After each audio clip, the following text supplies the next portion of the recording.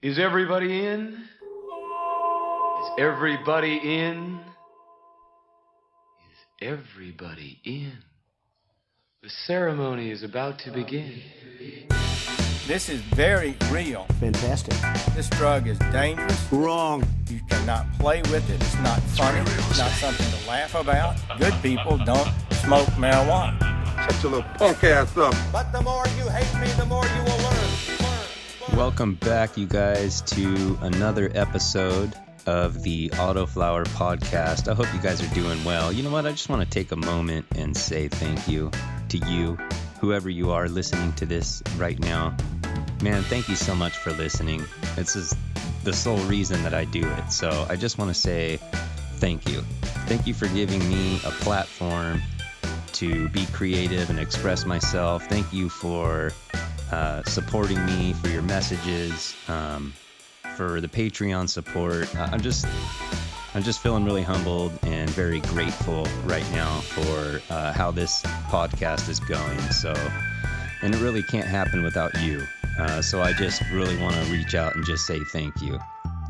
So thanks. I love you guys. All right, on this episode 37, we're going to be chatting with Rasta K once again. He's returning. He has been down for just a little bit. He had to take his stuff down, and but he's got it back up now. He's rolling hard. He started a YouTube channel. I'll put the link to that in the description in the show notes. So be sure to go subscribe to him there. I'll also link to his Instagram, as I usually do for the guest in the show notes. And be sure to also follow the podcast on social media, like Instagram and Twitter and Facebook. You get the drill. All right, guys, let's go ahead and get right into this conversation. Please help me in welcoming back to the Autoflower Podcast, my Gromie, Rasta K. In a time that we're in, especially right now, like, dude, people shouldn't be fucking each other over for, like, medicine or for things, We should be helping each other out right now. For sure, dude. And that's what the world's missing out on, dude. I agree, man. I think everyone is, and I mean, it's okay because we're all in our own spots. So I'm not talking down to people, but I think most of our population right now is we're just in a food fight. We're just in a push and shove, and we're not. It's like this idea of tribalism and let's only help our own and battle the other side. And I mean, if you want to stand up for a cause, that's great. But don't forget to, like you're saying, to love the people around you, even your enemies, man. Your supposed enemies. Yep, I agree, man. I mean, that's what, that's why with this whole thing, like I've seen a lot of people actually, man. When I go to Home Depot or like these little hardware stores, I love seeing the plant sections. All the seeds are gone. Because that makes me see that actually, well, hey, man, people are at least taking this opportunity to learn and to grow their own food. Like, ever since this started, dude, I have, like, my indoor tents aren't full of cannabis right now. I have cannabis in one of them, but the other ones I have, like, spinach and arugula, and I'm making salads, dude. I'm growing all my own food, so I don't even have to go to the store, dude. I don't have to worry about somebody pissing in the field, picking the spinach, and then, it gets some disease, and spreads everywhere. Yeah, that's a good point, man. Dude, that's like, the reason a lot of us grow cannabis is for that reason. So we should look at food like that as well, 100%, man. I'm all about the plant medicine, dude. So that's cool, man. I didn't realize you were growing veggies and stuff in another tent. Oh, yeah, dude. I have vegetable. Well, they're more of herbs and stuff. Because I do like passion flower. I'll make tea with that, and drink that like every night with the passion flower teas, and then I don't know, man, just like different plant medicines and shit. Not just cannabis I like to fuck with. Yeah, same here. That's cool, man. Oh yeah. Yeah, so what have you been up to, man, since the last time we chatted? Like, you just pulling the trigger. You got like plants going, dude. You're like training. Well, I stopped for about a month. I had to take everything down, and that's why like everything's kind of coming back around right now. Because we were planning on moving, and that kind of didn't fall through. So I just plan on staying at this house I'm at now for a little while. And I mean, dude, I just pretty much got a bunch of seeds and said, fuck it, I'm going to make it happen. And I popped 13 or 14 seeds as soon as you sent me yours, the pollen chuck. Mm-hmm. Dude, I just went ahead and kind of, like you said, pulled the trigger, man. I germinated 14 seeds and was just going to see what happened. And here we are, like, I think the longest one's 38 days right now, and I mean, they're all doing really nice. I'm trying a bunch of new techniques, a bunch of new shit. Yeah, I saw that. So you're like you're testing out, like, I saw that you topped some, you're training them, you're like hanging weights from them to train them. I kind of like that idea. Yeah, well, I just did that again today on that same lemon pie auto from Fast Buds. That thing's growing like crazy. Yeah, man, I would recommend getting your hands on some of those if you know somebody, because that's like, I have a couple of buddies that have that, and it's growing really good. Lemon pie, huh? The lemon pie auto by Fast Buds. But okay. yeah, I mean, dude, I think everybody has that right now, honestly, because I think Fast Buds is like throwing them out to everybody. Anybody that wants them, just like email them, and they'll give you some seeds, dude. They're probably gonna get hit up. They're probably gonna get hit up really hard if whoever listens to this. Everybody. Oh yeah. Go message Fast Buds and ask for some free seeds. Like, yo, let me get some seeds to grow, and they'll be like, all right, I'm serious, man. It's that easy. Yeah. It is. So, but anyway, yeah, the weights.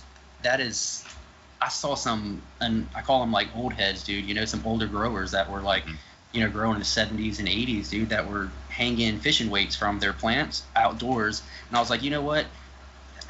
In a 3-gallon pot, the plant's too high up for me to tie down, really. I could, but dude, I'm going to be using almost 1.5 feet of twine just to pull it down. So I'm like, well, instead of doing that, I'm going to take this, like, you know, 1 ounce fishing weight or 1/4 ounce fishing weight and just tie it up and hang it on the branch. And to my surprise, that shit works super well, dude. I'll do it. I mean, within like 6 hours later, after putting a weight on it and bending it over, it's already like coming back up. Really? Now that is, I don't say that because it's gonna do it if it's a super thin branch, you know what I mean? So anyone that tries it, it's not maybe gonna 100% work, but I don't know if you've ever messed with the pinch and twist method. You know, barely pinching the stem to where you're breaking the shell, like the cellulose inside. I have. I've heard of it, but I haven't tried it. So, dude, that right there, you should start trying that. Like, after we talk, man, if you have something to go pinch, dude, you should go pinch some and watch what happens the next day. I promise you, man, you're gonna start to see it swell up, and once it swells up, it just gets so much stronger, you know, because what you're doing is kind of like when you cut yourself. When you cut your hand, you get all those white blood cells, you know, rush to the injured wound to seal it up and heal it. Yeah. So when you break that branch, and you're like kind of crushing the cellulose and everything in there, and you're injuring it. So what it's doing is rushing more nutrients and everything it can to kind of heal it. And in turn, when you're doing that, you're pretty much just like forcing a lot more nutrients there, and it's going to swell up, and then you're getting more nutrients to go to the flowers, you know, when they're starting to bud as well. Wow. That's the idea behind it? That's what I read cool. on as well from Jorge Cervantes, man, in the Cannabis Encyclopedia. Uh-huh. He was saying that he said he said it as like and when you squeeze it and you break it, it's almost like making a superhighway. Instead of having a 2-lane road for your nutrients of water to go up, when you pinch it, you're breaking it, and once it repairs, you're having like 6 lanes. You're having 3 lanes each way of water and nutrients to be able to flow. Because because if you see on a lot of my plants, they have like knuckles. I've seen some on yours too. Towards the bottom, they have like fat knuckles, and that's all that is just buildup of cellulose and all those nutrients being able to repair from like slight bending. Ah, I see.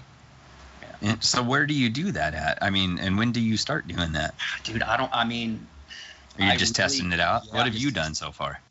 I have done it ever since day 14 on, dude, your pollen, like yours, the one I'm testing, dude, I'm stressing the hell out of that thing, dude. And I have started, honestly, since day 14.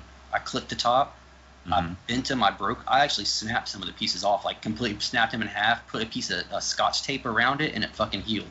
So, like, that's how, yeah, dude, 100%, you know? Like, it's really good genetics. So, pretty much from 2 weeks on, man, every other day or so, whenever it heals a good bit, I'll kind of twist it. In a new spot? Yeah, well, I never do the same spot, yeah. Okay. Because you'll be able to see once you hit one spot, after like a few days, you won't even be able to pinch it because it's gonna harden up. So it's like a scab, you know, or it'd be like a bruise. Right. Oh, I see. Yeah, it's almost like scar tissue or something. Yeah, it's 100%. Yeah, exactly. Yeah, man, I'm gonna shoot you over after all this. Jeff Lowenfields has that Teaming with Nutrients. You ever heard of it? Oh yeah, I want to read all of his books. Oh, bro. So I have it on Audible because I can't. I mean, I can read, but I have ADHD way too bad to sit down and listen or read. Dude, so I'm gonna hook you up with that, man, because that right there opened me up, like opened my mind. So it's all about soil. It's more soil and nutrients, but dude, it's so fucking like worth it, man. I learned so much within like 2 days of just listening to like half the book. Really? Yeah. I'm totally interested again and again, but it's something well worth it, man. Nice, man. So you just so will you continue pinching those things? Like, do they say to do that until the end, or until you're like deep in the flower? Or? I'm still experimenting. You know, I'm going off of a couple other guys I've seen on Instagram, Light and Green and Frisco. Those two guys and Radical Notions. Those guys are all. I've seen them with autoflowers, like mainlining them, chopping them to where there's nothing left, and then they grow them out, and I'm like, holy shit, how do y'all do that? And he's like, I don't know, dude. We just do it. So I'm like, all right, well, I'm gonna try that. I love that attitude. Yeah, it is. It's like, all right, I need to get those guys on the podcast. Hell yeah, dude, 100%. But and as you see, you know, I probably have 6 of them in my tent that I've just pinched and twisted and super cropped. I have some that are day 38, you know, and probably only like another 30 days away from being done. I would say I would stop probably pinching and stuff maybe 2 weeks to 3 weeks out from your harvest. Yeah. Or not from your harvest. I'd say before you started your flush. So, yeah, get a good 6 weeks out. Just because the reason of pinching, in my theory, you know, is when you're pinching it or breaking it, you're trying to get as many nutrients as you can to that bud site. And if you're continuing to pinch, let's say like 2 weeks before harvest, I don't know if 2 weeks is enough time to honestly, you know, do that much bud production. Right. Yeah. Same thing with 48 hours of darkness. You know, I know a lot of guys that do that. I know a lot of people that don't. In my theory, I don't see how you can have that much of a difference of trichome production in 2 days. You know what I mean? Yeah, I know. That's how I feel too. I know Full Duplex brings that up a lot too, and I totally understand that. And that's kind of why I don't do it either, man. I've done it. I've done it a couple of times, and I haven't done it. And for me, I haven't noticed a difference. The thing where I noticed the biggest difference, dude, is that final flush, man. I think the final flush and using an enzyme cleaner. I've never done that. Now I'm in cocoa too, though, so like this is for people in soil. I really like. I don't know if this all works the same. You know, I've never tried it, but for their cocoa, you know, I strip it clean. So like, there's nothing like I try to get it to run off to where there's like 100 ppm. So it's pretty much brand new cocoa. After I get the roots out of it, I can just use it. I see. That's a good idea. You're kind of streamlining your production that way as well. Yeah, 100%, dude. Because once it's out of the bag, and those radical bags, you know, you just pull it out, and the roots kind of, you know, they kind of tears them a good bit, so you can pull it out a lot easier. Yeah, I liked growing in that radical bag that you sent me, dude. I'm gonna when I get back what size did I give you? The 5 or the 3? The 5. The 5, yeah, that was a big. See, that's big, dude. See, I wouldn't even grow an auto in that, man. I would throw some photos in that. Yeah, well, I grew that Blue Dreamatic in it, and I mean, it freaking exploded. If I wouldn't have messed that up, that would have been like just probably my best. I don't think you messed it. So what did you think happened? Like, I think, in my opinion, I don't think you should have transplanted as much as you did. But I thought that was like the only downside to it. I didn't really see anything else negative from it. Yeah, well, the transplanting went okay. I don't know if it helped or if it damaged it either. I was just experimenting like you are, but yeah. So what happened is I was in like basically cocoa, and I was trying to multi-feed like 3 times a day. Yeah. But I think I didn't realize that you're supposed to like back off of the amount. So it's like I was feeding like almost full strength, like 3 times a day, instead of like taking that and breaking it down, and you know what I mean? So yeah, instead of eating a quarter, and like a quarter pounder in one day, you know, breaking it up. That's what I'm doing now. You know, when I feed twice a day, I move my nutrients. I don't think I've ever gone full strength since I've started. Well, I did when I started, but ever since I fucked up, I haven't done that again. Yeah, that was just a total botched dork move, dude. I mean, so it got so bad, and so I mean, dude, the leaves got so dark they weren't even green, dude. I mean, they were like military green mixed with like black. I don't even know. I mean, they were. I saw them. That's how I had mine, and I remember posting those to the Dude Grow show, and even Scotty was like, "Bro, man, your leaves are way too fucking green to be close to harvest." And I was like, "Oh shit," because I was doing the same. I was using like full strength, and it's so hard to get that out of the cocoa. I think, dude, you have to flush it like real long. Well, I couldn't flush it out. I mean, I at the at the end of the whatever, not the end of the day, but by the end of the grow, I had probably flushed, I don't even know, man, 50 gallons through that 5-gallon pot. I had the same thing happen, man, and I ended up with mids, but dude, fucking you live and learn though. Yeah, I totally ended up with mids for sure, but you know what, dude, it's actually not too bad, to be honest with you. It's not something I'd want to sell. The high's probably good, at least from it. Might just not be the greatest taste. Yeah, it's a little harsh too, but I just stuck it in a big jar, and I'm just gonna make some oil or something out of it. I'll do something with it, some topicals, or I'll do something. Do you have a trim bin? No, I don't.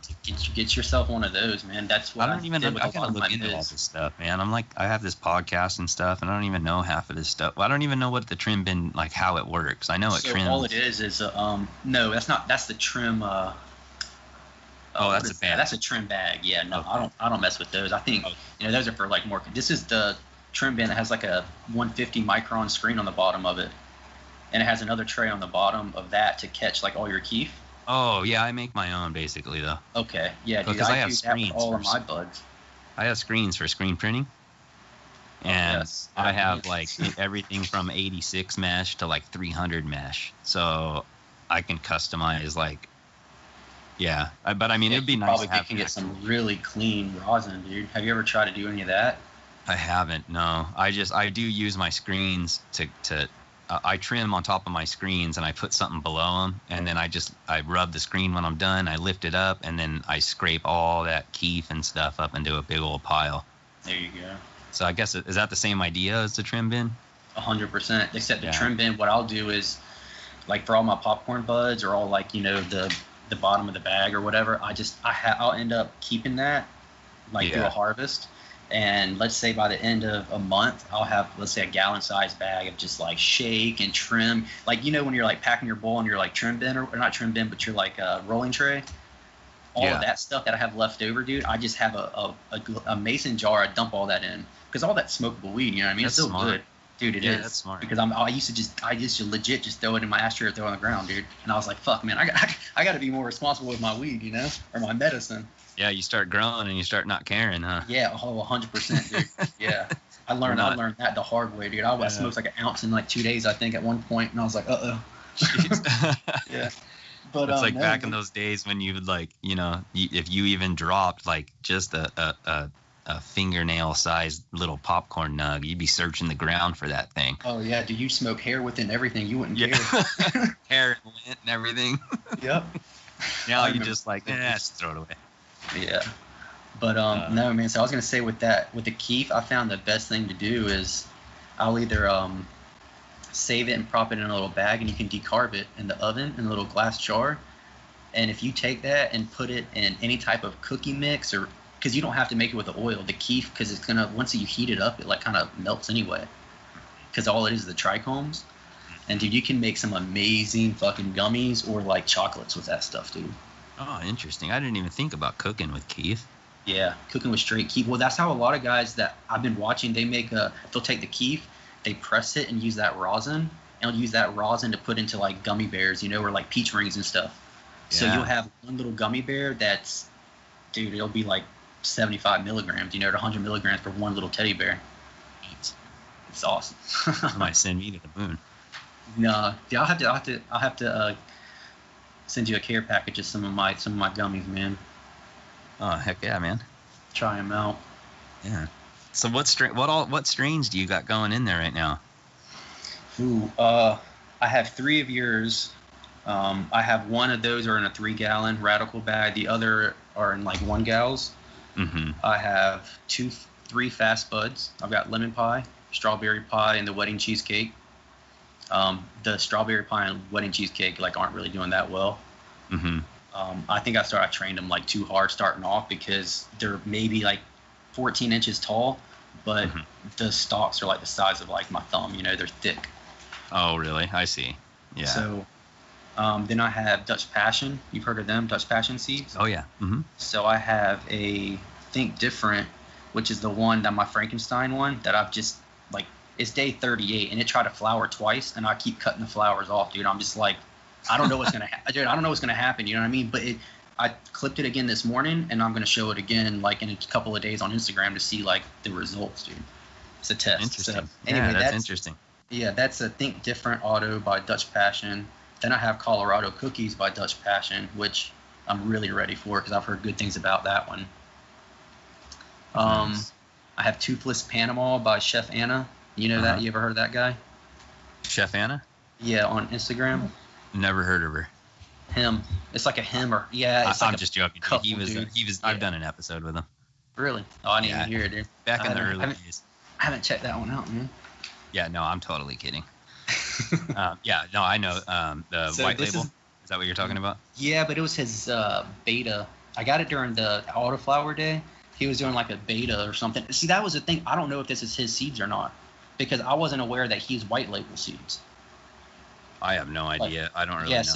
So that was the thing. So anyway, that's why I haven't been sharing it that much. But I have a Toothless Panama of his, because I was like, I don't really know if it's his or if it's a white label or what's with it, dudes. Anyway, I have one of those too. So I've got about 6 different strains going.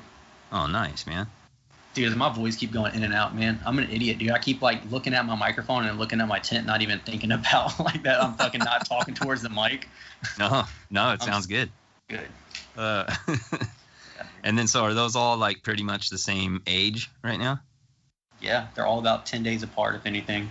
Nice. So everyone's starting to flower, and this is the hardest part, and that I've tried to explain to a lot of people is feeding these things, man. Like, I get a lot of questions like, "Hey, dude, how do you feed all of them?" And you're gonna think I'm crazy, but this is just how I do it. But dude, I don't write one thing down, dude. I just go everything by look, by feel, and just kind of like, honestly, by just by looking at it. Sounds like me. Is it for real? You don't like take a bunch of notes or anything? I don't have any notes, dude. I used to, like at the beginning, I used to have like a grow journal thing on my phone, but I didn't. I've just tried, not my man. cup of tea. Yeah, I've tried. So you know what Grow Diaries is? Yes. So Fast Buds, I found out Fast Buds actually owns them, and that's how you get seeds from them. That's how I got the seeds, because if you go on Grow Diaries, honestly, and you start like posting your pictures of Fast Buds, they'll hit you up and be like, "Hey, you want some seeds to try out?" As long as you keep posting to Grow Diaries. So that's how I'm getting these seeds I'm getting in now. But dude, my ADHD, dude, it's like I blame it on that. It might not be. It might just be my like mindset with fucking being too hooked onto like the computer. I just cannot sit in front of a computer or my phone and just like put everything I'm doing, you know what I mean, into it. That's so funny that you're saying that, dude. You want to know a secret? What's up? That's the same reason that I didn't move forward with my testing for them. I got approved to test for them, and I didn't have a Grow Diaries account, and they said, "We'll send you seeds and stuff, but you gotta log it all on Grow Diaries." And I said, "Okay." So I made an account, and then they sent me some seeds, but the seeds they sent me, and I'm like not trying to make a claim here or anything, but they didn't. A couple of them. You can take this off the record if anything. Yeah, most of them didn't germinate, and then the ones that did, like only one of them was like kind of good, and then I screwed that one up. Dude, it's not you, man. So that guy, Light and Green, I think a lot of people call him Lit and Green on Instagram. He's one of the testers, and a couple other guys on there. And I'm not trying to like, they're not doing anything negative against them, but they say the same thing, dude. They get all their test seeds from them, and they're like, dude, they're so unreliable. You'll pop 9 seeds and maybe 1 comes up. Interesting.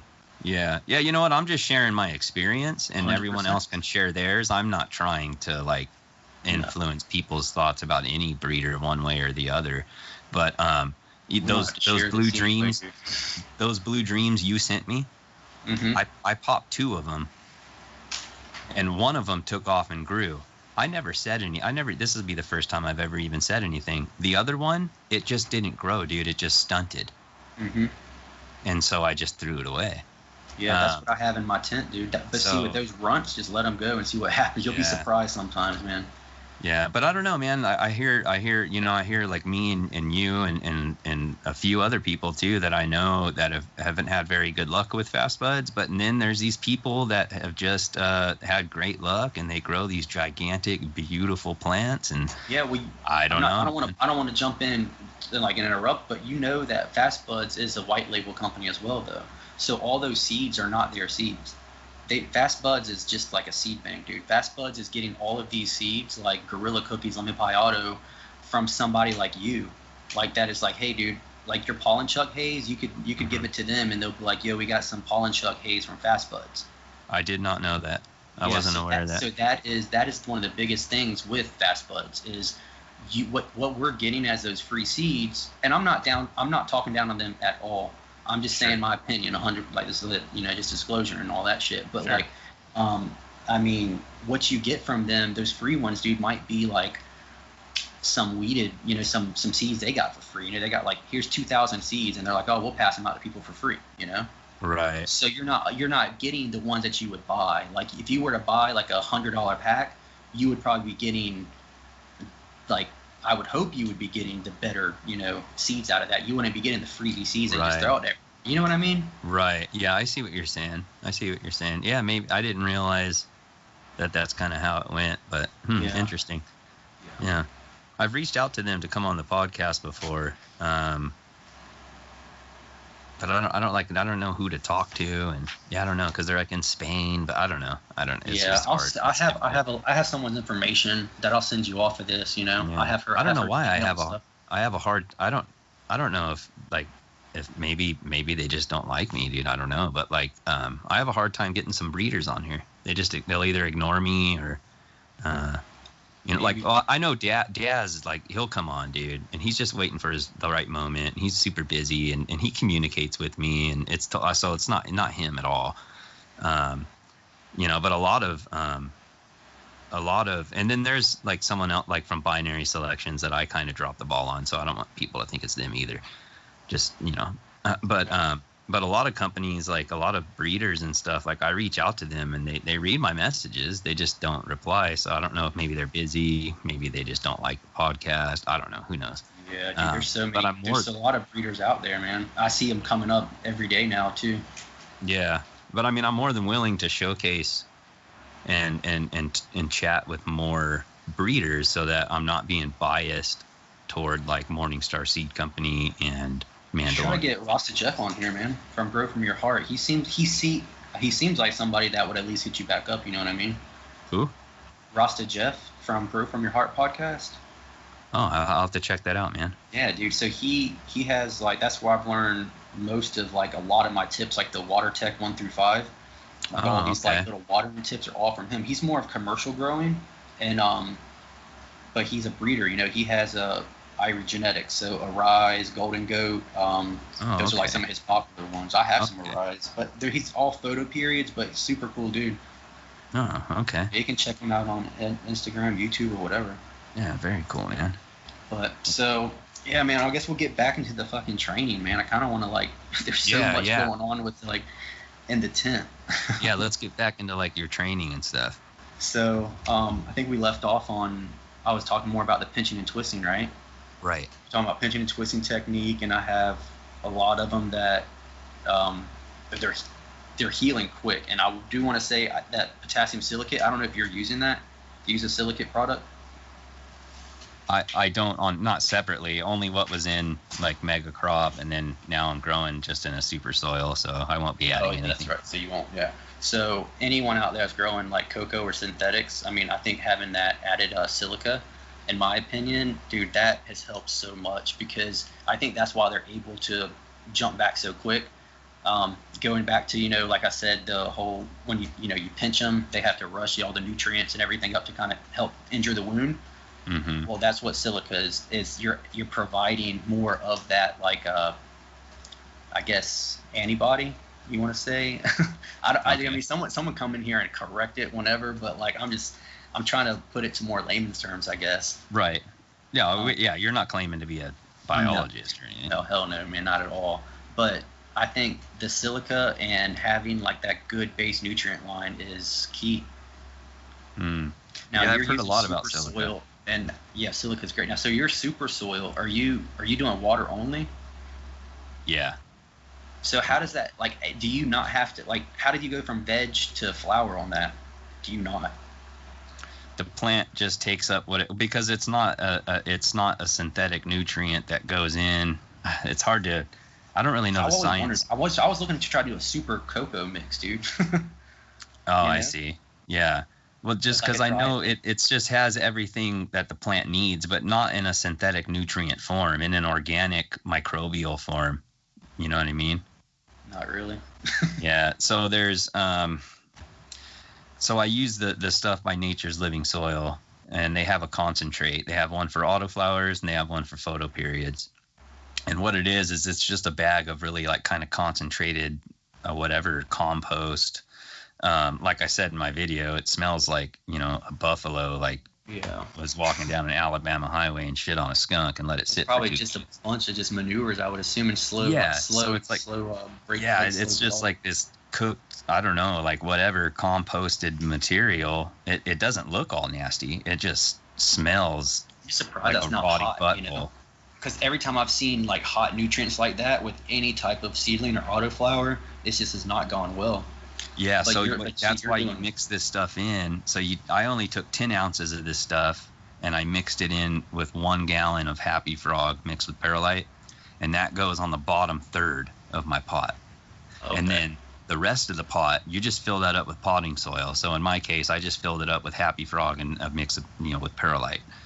And then so the plant will sprout. Like right now, most of them are sprouted. Actually, well, since we're on the subject, every single one has sprouted so far except for the Blue Dreamatic by Fast Buds. So I'm just waiting on that one. But when they sprout, they'll have you know, that 2/3 of soil to grow down into for the first few weeks or however long. I see what you're saying. So it's almost layered. That's yeah. Really cool. And okay. then so once it's established and its nutrients are running out from that Happy Frog, the roots are going to start hitting that super soil down there. You see what I'm saying? Yeah, because I watched you set it up. Like I was watching you set up the autopot system with the perlite and then like the layer, how everything was layered. Yeah. But I wasn't sure how that was like. So that's really cool. Now I understand it. So they just almost like the roots are going through a layer, and once it gets, I guess, 30 days old, it has enough roots to go down to get the deeper ones that it needs, essentially, right? Yeah, pretty much. Yeah. Yeah, Cool. and then that's going to have everything that it needs, you know, for the rest of its life because it's so short too. You know, of course, if you're growing like a super auto at 120 days or some photo period for 6 months, it's probably going to end up running out. Now, can you recycle that though? Like, let's say after that's done, could you just take all that stuff from the auto pots, dump it in like a tub, mix it all up, and reuse it? Do you know? I don't know. I mean, I would assume so, but I don't know. I need to have them on too. I need to have Nature's Living Soil on and talk about all that because I have questions like that. Because that's what I'm trying to do now with all my cocoa, and I will reuse a good bit if I can. But what I found out is after it's done, I put it like in a big black Tupperware, and I let it dry out. Then I'll break it up. I rehydrate it, and I mean, dude, I use that for around the house, or if I ever need like just to add a couple extra scoops to like a top of plant or something. That's what I use it for. You sound like, yeah, it sounds a lot like me too. I do the same type of stuff. Hell yeah, dude. See that? I use all my old soil for like flowers and like green onions or something that doesn't need a whole lot of nutrients. You know what I mean? Like just depending on what it is, you know. Or I'll throw all my old soil in a big thing and stick some succulent cutlings in it and let them root. There you go. I do all kinds of stuff like That's that what too. I got going on right now, dude. I fucking got like 10 plants, like house plants, man, and I'm gonna wait till this weekend to repot them all. Oh, nice, dude. So that's another thing I'm trying to learn, man. Trying to do a lot of those. Like, but I'm not a soil grower, and one thing I do not like about soil is it's so hard for me to know when to water, because I'm so used to cocoa. When I go from picking the pot up, you know, I'm like, okay, well, if it's really light, I'm gonna water. If it's heavy, I'm not gonna water it. Right. That's how I go off by watering. You know what I mean? Yeah. Yeah, it's kind of something that you have to come up with, like kind of your own. And those fucking bugs, dude. I am not tired of. I don't miss those, dude. Yeah, bugs are a pain, man. I'm gonna actually, when I'm done with this super soil grow, I'm gonna empty those buckets and throw cocoa and perlite in there and do a cocoa grow in those autopots. Yeah, dude, that would be sick. That's gonna be like I liked how it's almost like hempy style. putting that perlite on the bottom, and then put like the cocoa. Yeah, dude, you'll be good. When you're ready to do that, man, hit me up too. I'll send you some of this Gorilla Boost that I've been using. Oh, nice, dude. Yeah, I have a bunch of bricks of it that you should get him on too, man. Mike over from Gorilla Boost. Oh, okay.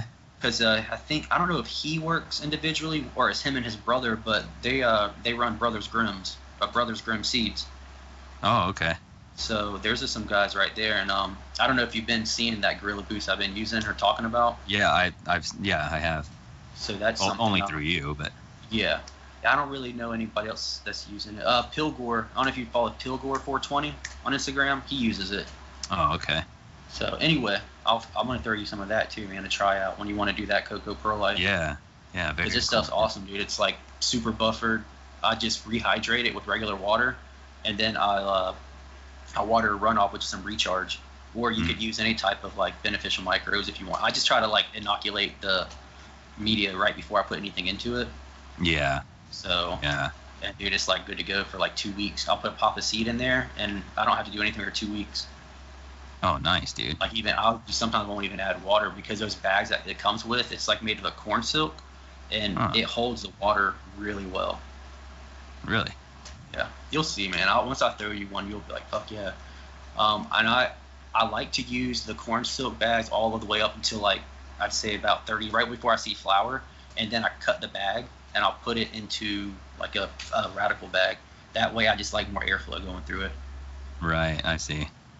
Yeah, I saw that you were doing that. You're just like, I saw a picture and I was like, there's like a bag inside of a bag. Oh, that's the radical bag, dude. Okay. That's the 1 gallon radical bag. That's the lemon pie auto. I was having to feed it 3 times a day, and I was like, in the morning I would get up at 6 o'clock, dude, and it would be so light I could throw it across the fucking room like with my pinky. I was like, oh man, dude. So my pinky. Oh yeah, dude, it was that fucking light. So that's funny. I would water to run off, and I'd come home, or I'd come check on them around 2 o'clock right before the lights are gonna go off. And it already needs to be watered again. So I'm like, well, I'm not going to water it before lights go off. So I'll wait till 6 because I only keep them off. Right now, all my plants are at 20 and 4. That's another thing I'm doing. I used to run 18.6 all the time. Now I'm running 24 all the time. Oh, okay. So anyway, they come back on at 6 o'clock, and I have to water it again because it's so dry. So within like that 8 to 12 hour period, man, it was drinking so much. I picked her up. I could pick it up, and you could see the roots like already coming out the bottom. So I said, "Fuck it, dude. I'm just gonna put it on top of another bag with some cocoa in there." 2 days later, dude, the bottom of that 3 gallon bag already had roots coming out of it. I was like, "Holy shit!" Oh dang, man. That's how I know that I got a good pheno from Fast Buds, and that's why I like Fast Buds because every now and then you get something like that, dude. Like this lemon pie auto, dude. I'm gonna get at least 6 to 8 ounces off this plant, no doubt. Like I can just tell, because it's gonna. I mean, a 3 gallon pot, dude, 6 to 8 ounces. I think it's pretty fucking good. Yeah. You know what? Plant-based Mass 420 sent me some purple lemonade by Fast Buds. Oh yeah. Some flower. Try that. Yeah. It's excellent, dude. The terps on that are good. Is it lemony? Yeah. Or citrusy, I would assume. Yeah, it's a little like fruity. Yeah, it's really good, especially through a vape, dude. Like you can taste like every freaking terpene there is in that thing. That's why I like the trim bin, and I'm telling anyone, well, you already have your screen because imagine taking that plant, the whole so I did this with the Kim Dog. I don't know if you ever had Kim Dog before. Best fucking terps ever, dude. I'm getting Star Dog from Fast Buds. I'll have to hook you up. But when you're trimming it, all the sugar leaves, all those trikes are falling in there, all the popcorn nugs. So you're getting all the real terpenes to get saved from the screen. Take that and then press it. When you press it, dude, that is like the best. That's the best flavor in the world because you're getting such pure, like terpenes. You know what I mean? You're getting that straight. You mean press the keef? Yeah. Like what? Oh, like with a. So I have. Have you ever seen the juice box, like the little handheld press? It's like a hair straightener almost. I don't think so. I'll send you a pic of that, dude. So I have the juice box, and it's just a handheld rosin press pretty much. You can put flour in it or whatever, and I take the keef, I put it into a 1 gram puck. So I'll take 1 gram of keef, and I'll make it into like a little circle puck. I'll load it into this thing, and I mean, I have a video on my Instagram. I'll tag you in. I was later gonna so say, you is can that see little? dude. I thought I saw something. Didn't Yeah. you have like a video with a little black box with a yellow rectangle on it or something? Yeah, it was a black box and red, black and red. Black and red. Yeah, it looked like a C clamp. Yep, it pretty much was a C. It is like it's That's- a yeah, locking clamp, so that's- squeeze it down. Okay, yeah, I remember that video. I just don't remember it. Who posted it? That was you. Yeah, so you can. A lot of people put flour through it, but flour, if it's not above like 62% humidity, the flour it's not gonna get a good return at all. I see. But And what do you do with it when you're done though? You like dab it or something? Yeah, I mean, I'll collect it, put it in a jar, and yeah, just dab it. I really like to put it on top of bowls. Oh Like yeah. take a pack of bowl or something, or especially because not my last harvest, but the one I made, like I got like 2 pounds of fucking sweet cream auto, and it all turned into mids because I let it go 130 days.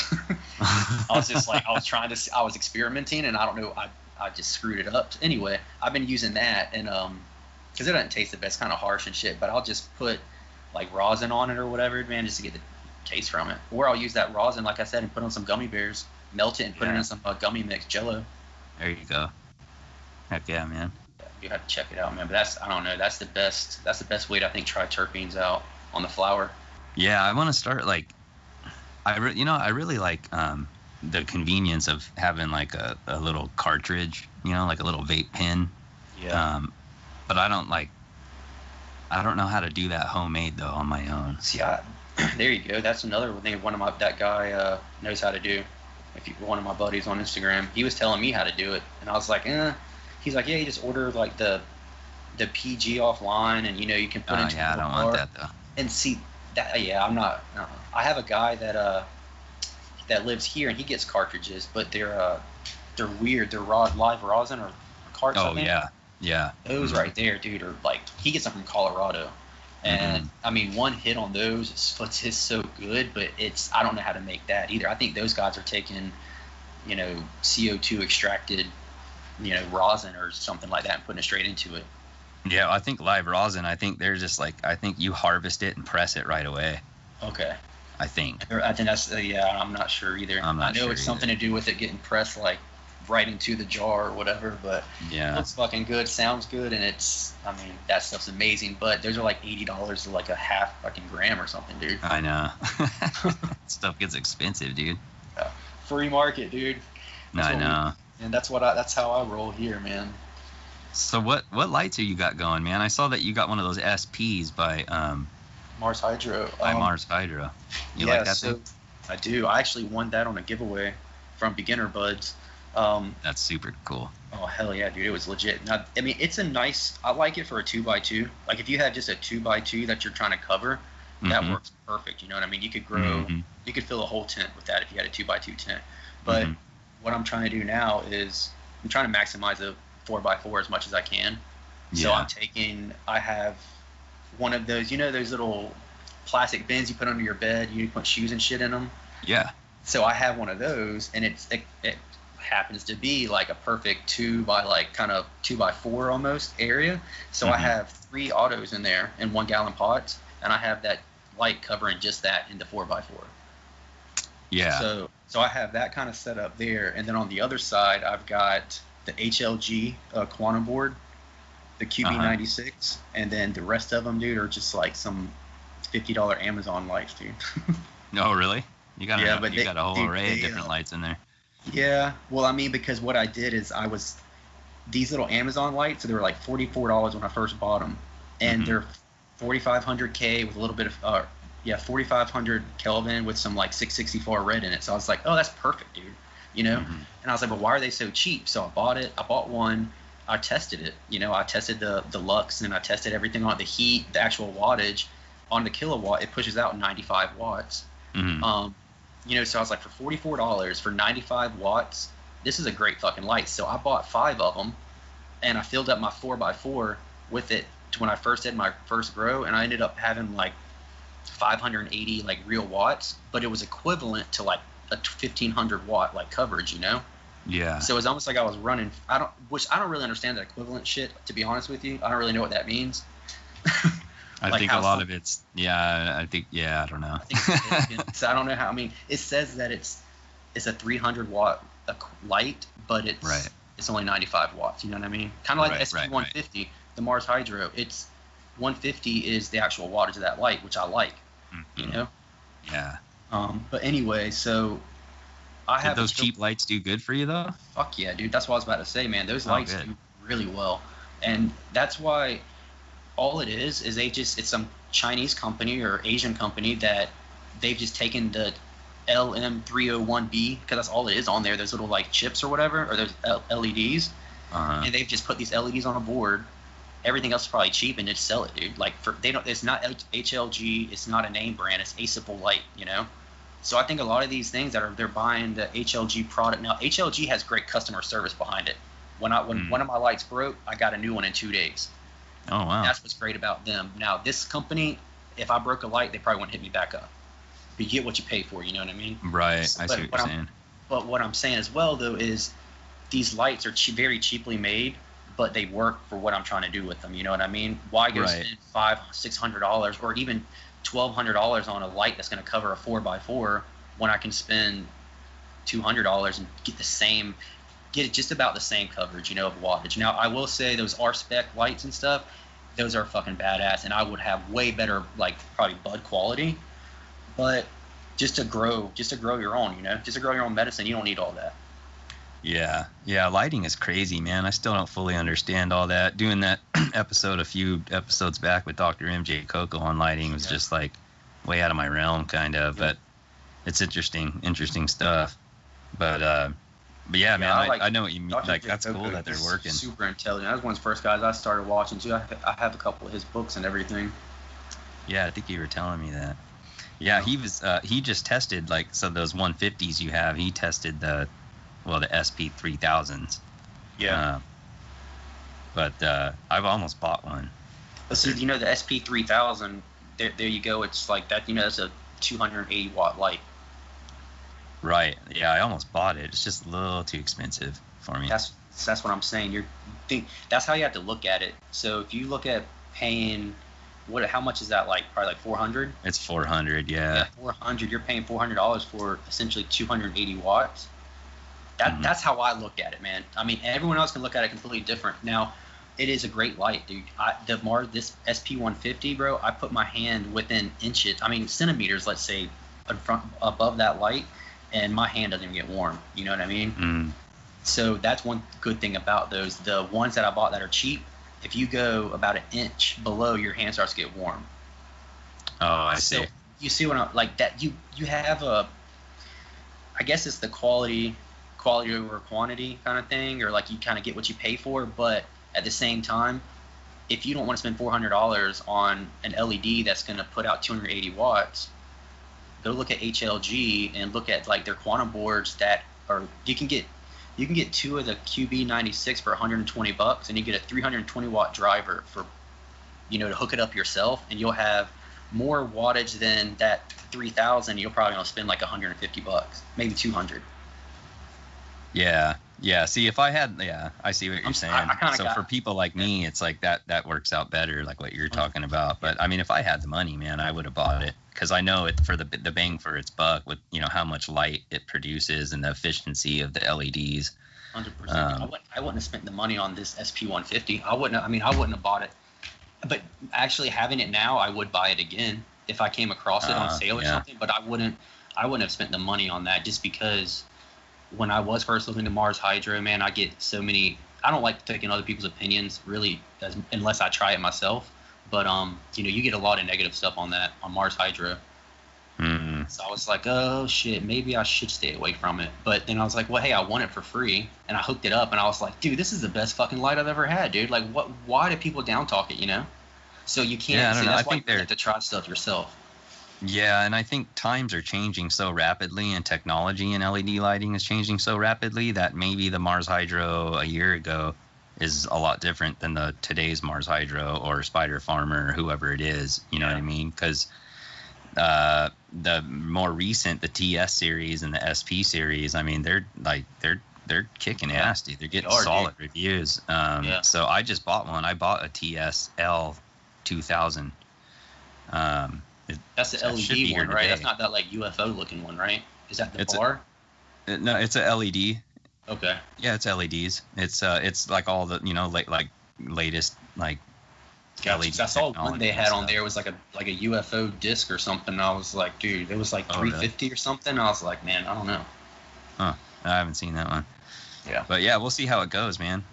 I'm excited to Like, get it in here. What do you have all that in? A 2x4? I don't have a tent anymore. So you're doing it. What are you gonna do it in? Like your area? I have like this like 3 foot by 8 foot area in my shop, in my screen printing shop, which is my garage. Is that where you send the auto pots up at? Yeah. Oh, Yeah. I just I basically set up my grow area along a wall in my shop.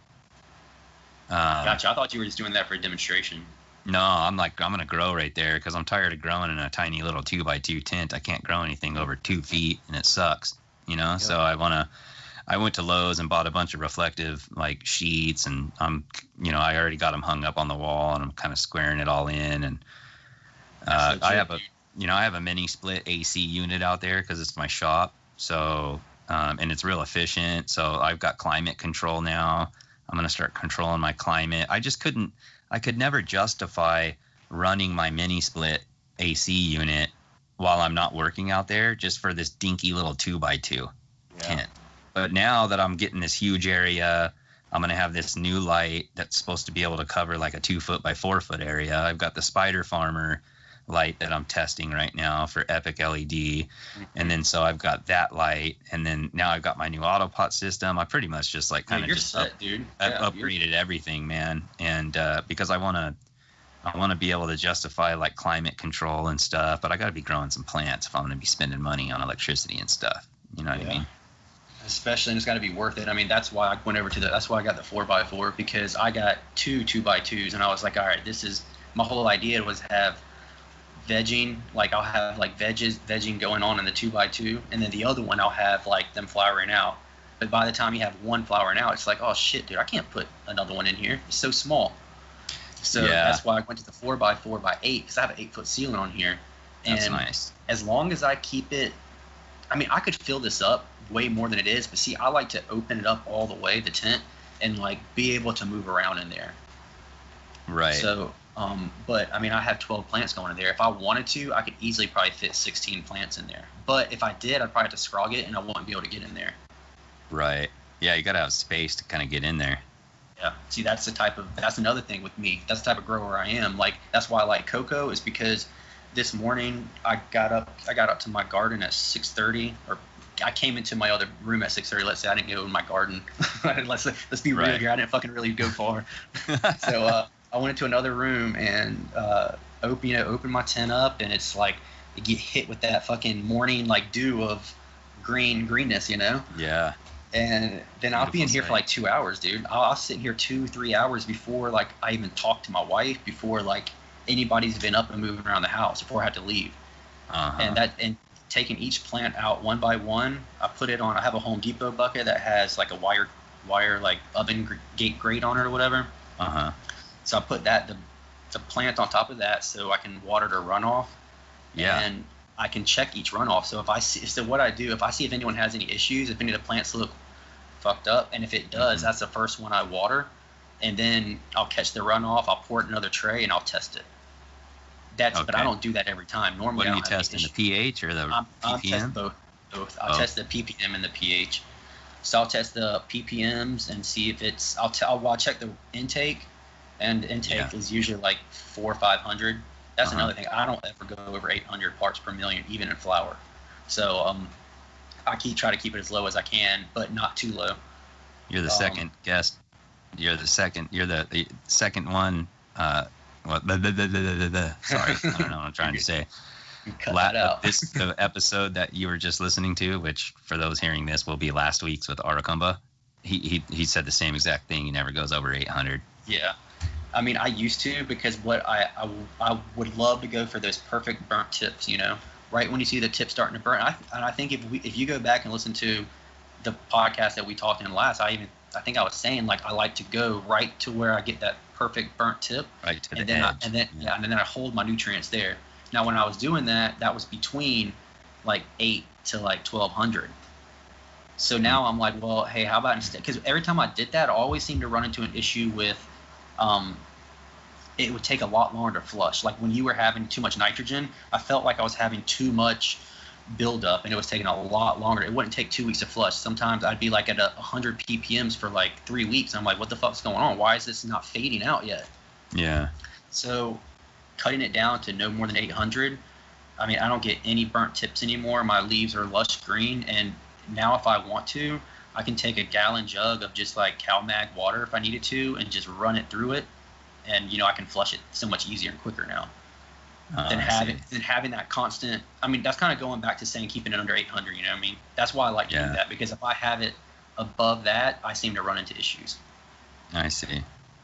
So that's kind of your rule of thumb. Yeah. But yeah, I just like I said before, I love taking each one out though to be able to inspect it. I think that's why I think they get as big as they do, because I can take each stem, dude. I'm literally looking at each one, pulling it down, twisting it, and if I'm like, so I do a lot of what I'm trying to practice now is lollipopping, I think is what they call it. Yeah. And that's like when you go under, like you're trying to clean up as much of those little suckers that you can. Right. So I've been doing a lot more of that. Now, I don't know if that helps really at all. I mean, in a sense, I feel like there's energy going to that. So if I kill it, there's no more energy to go there. We should go somewhere else. Right. That's the way I look at it too.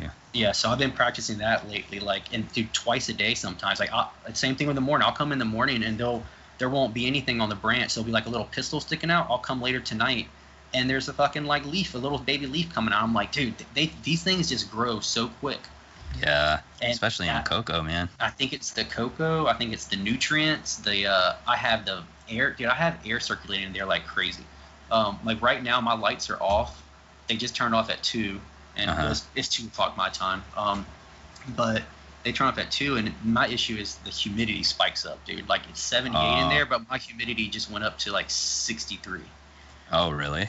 Yeah, and I don't know if anyone else runs into that, but like, do you ever? You don't. You probably. I'm opposite, really, dude. Yeah. I'm opposite. I'm at like 40% right now. I need to go get a humidifier actually as soon as possible. Yeah. Yeah. See, I'm completely opposite, dude. My like room sits at like 55 to 60% humidity, like with my air conditioner running. If I don't run my AC. That's because you in the south, brother. That's because you in the south. That's why. Well, I mean, I've seen you post shit to where it's like 108 degrees and stuff, but I guess you get the dry heat. Yeah, dude, it's dry, man. Well, the last couple of days it's felt a little bit like Alabama, but for the most part it's dry, man. Humidity's at 30%. Shit. So yeah, I couldn't imagine, dude. I think I would like that. Yeah, you probably would. My dad's here right now from Alabama, and he's enjoying it. Not going out into that humid heat. Yeah, dude, that's why I'm inside all the time, man. Like even my plants, dude. I have like an outdoor vegetable garden up front, like some peppers. And I'll water them for a half hour in the morning. By like 11, 12 o'clock, dude, they look so pissed off, dude. Like all the leaves are just hanging, And I cut the fruit off because if I even let peppers try to grow, they get those little brown spots on them from the heat. Oh, I see. So, but what happens, though, this always happens from like pretty much like June till mid-September. You can't grow anything out there, dude. It's too fucking hot. But by October, by October, dude, my whole garden will like be completely back, and then I can grow all my peppers and vegetables again until probably mid-December, because it's gonna be like in the 80s still in December here, Yeah, man. I don't understand like how some of these people grow outdoors in the South.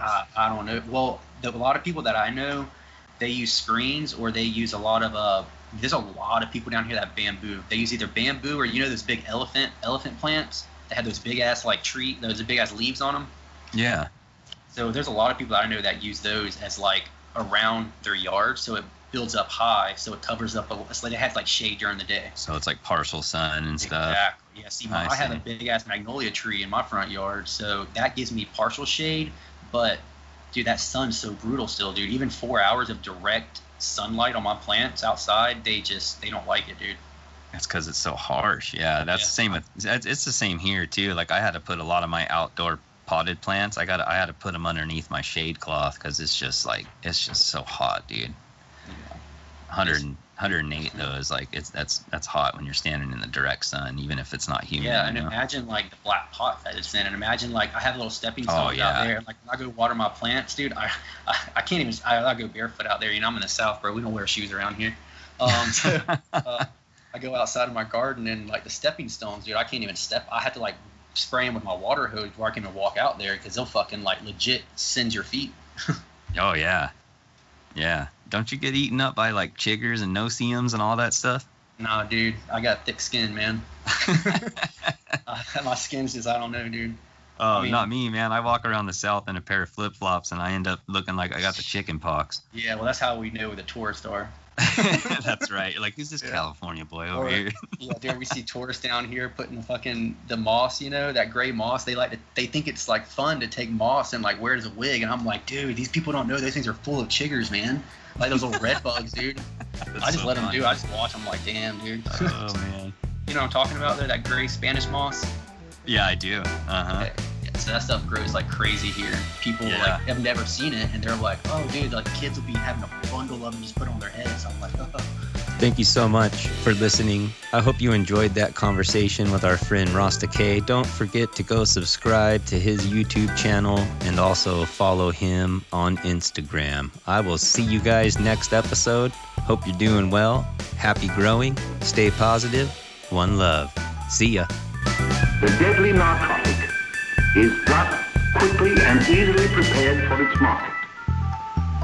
The sale of marijuana is even more difficult to detect and halt than the traffic in drugs such as opium, morphine, and heroin. The deadly narcotic